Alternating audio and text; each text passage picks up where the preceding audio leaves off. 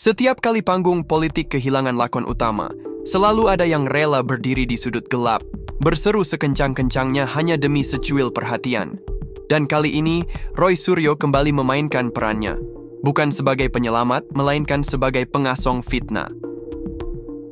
Isu ijazah palsu Presiden Joko Widodo kembali diangkat ke permukaan. Tapi publik cerdas tahu, ini bukan serangan baru, bukan pula kebenaran baru. Di balik hembusan isu ini, berdiri Roy Suryo, sosok yang lebih dikenal karena keahliannya dalam dunia telematika, namun kini tampak lebih sibuk mencari panggung daripada mencari kebenaran.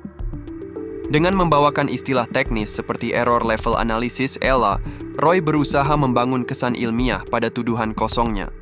Ia menyebut ada bercak seperti kotoran burung di foto ijazah Jokowi, sebuah deskripsi nyeleneh yang lebih mirip sensasi murahan ketimbang kajian akademik serius. Namun publik tak mudah dikelabui.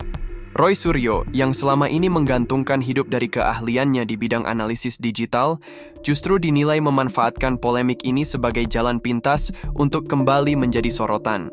Karena dalam dunia panggung politik, siapa yang kehilangan cahaya, kehilangan pula periuk nasinya. Bukan karena Roy menemukan bukti baru, bukan karena ada kejanggalan yang sahih, tapi karena tanpa kontroversi ini, Roy Suryo hanyalah nama yang perlahan-lahan tenggelam dalam daftar panjang mantan pejabat yang dilupakan. Inilah sebabnya isu ijazah palsu ini yang diembuskan Roy lebih tepat dipandang sebagai proyek pribadi. Proyek menyelamatkan pamor, bukan menyelamatkan bangsa. Dalam dunia politik, ada nama-nama yang dulu dipuja sebagai pelita, kini justru memadamkan cahayanya sendiri, dengan membawa fitnah ke meja publik, alih-alih membawa kebenaran.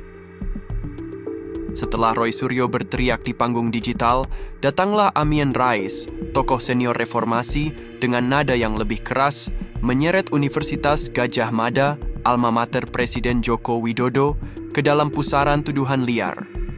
Amin menuduh UGM berkomplot, tunduk di bawah tekanan kekuasaan.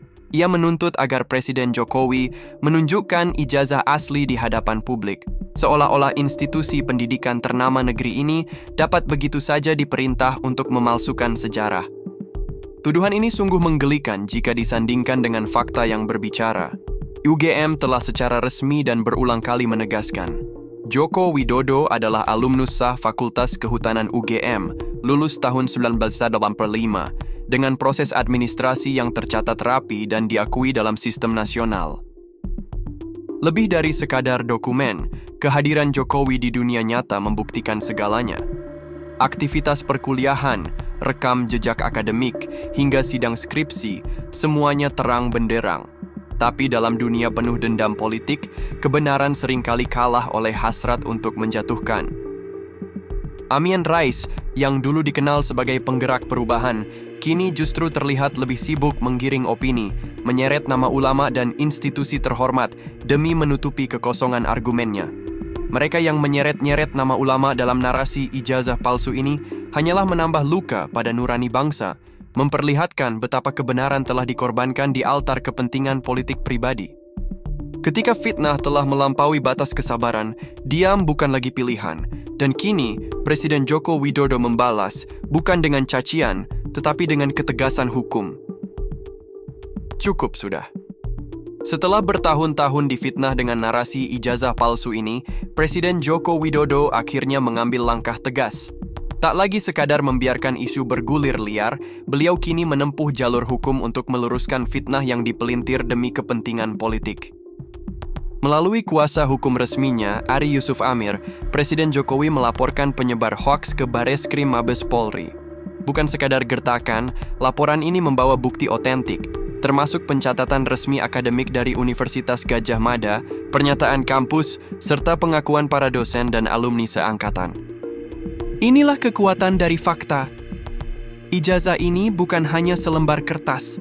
Ia adalah bagian dari perjalanan hidup panjang, dari seorang mahasiswa kehutanan sederhana menjadi wali kota Solo yang dicintai, gubernur DKI Jakarta yang bersahaja, hingga akhirnya 2 kali dipercaya rakyat menjadi Presiden Republik Indonesia. Seseorang tidak bisa begitu saja memanjat tangga sejarah, apalagi melalui proses demokrasi berjenjang, jika dasar legalitas dirinya cacat. Pemilihan umum, verifikasi KPU, sumpah jabatan di hadapan rakyat, semuanya membutuhkan kelengkapan administrasi yang ketat, termasuk keaslian ijazah. Dengan langkah hukum ini, Presiden Jokowi tidak sekadar membela nama baik pribadinya, melainkan juga menjaga marwah negara, menjaga akal sehat bangsa dari racun kebohongan yang disengaja. Karena jika fitnah dibiarkan terus mengendap, ia akan tumbuh menjadi racun yang membunuh kepercayaan publik. Dalam pusaran fitnah, seringkali bukan kebenaran yang dicari, melainkan dendam yang dipelihara. Dan di balik isu ijazah palsu ini, berdirilah mereka yang tersesat oleh ambisi lama.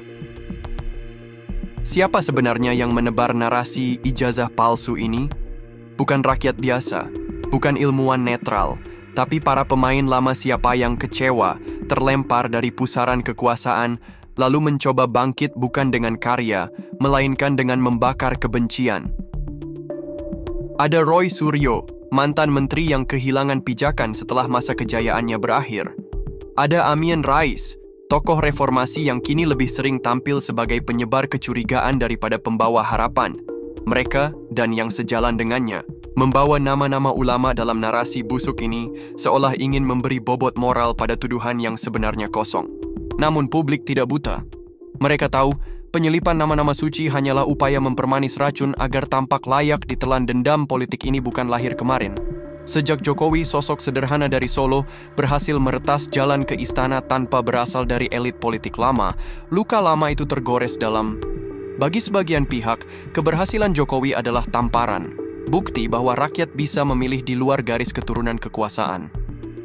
Kini, lewat isu ijazah palsu ini, mereka berusaha menggerus fondasi legitimasi Jokowi. Tapi sayang, semakin mereka mendorong narasi dusta ini, semakin terang pula kebenaran yang membungkam. Jokowi tetap berdiri, 2 kali terpilih oleh suara rakyat, 2 kali dilantik dengan prosedur hukum sah, 2 kali memimpin negeri ini dengan kerja nyata. Fitnah boleh menggelora, tapi sejarah tidak akan berubah.